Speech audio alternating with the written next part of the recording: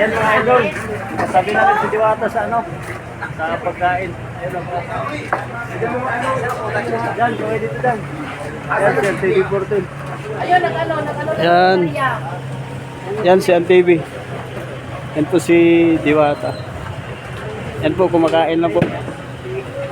Yung anak ko. Magkamay na lang ako. Hindi ko ganahan dyan. Wala akong sala. Kain tayo.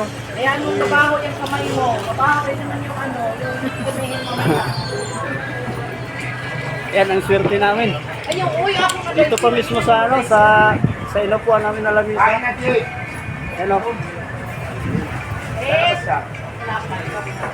Andito mismo sa ano, inupuan namin na lamisa. Tayo. Yan, ang swerte po namin. Ito si Diwata. dampa. Yan yung idol natin. Kumakain lang. Kain ka na dito. Dali. Nasa kalabas. Yan si TV14. Yan yung bunso ko si Jaja. Ayan yung paligid dito.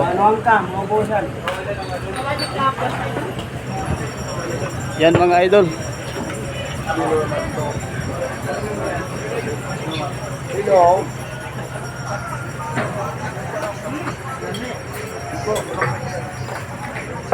Si Diwata po. Sabay natin sa pagkain.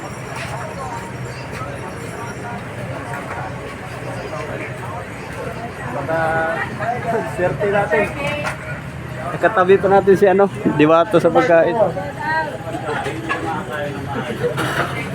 Kaya kumakain ako. Kaya mo na lang. Yan si Mrs. Tuwa-tuwa si Mrs. Oh. Kumain na. Kaya mo na mamaya. Naman hindi yan. Dito tayo sa paligid niyan. Yan si Idol. Si Mrs. Kumain na.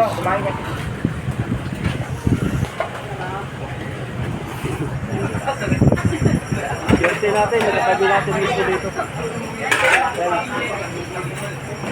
Nakasilpi natin si Diwata Overload. Hindi lugi yung punta natin dito ngayong tanghaling tapat na to.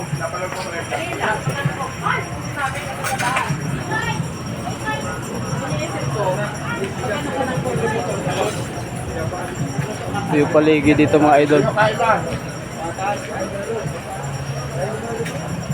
Kain na.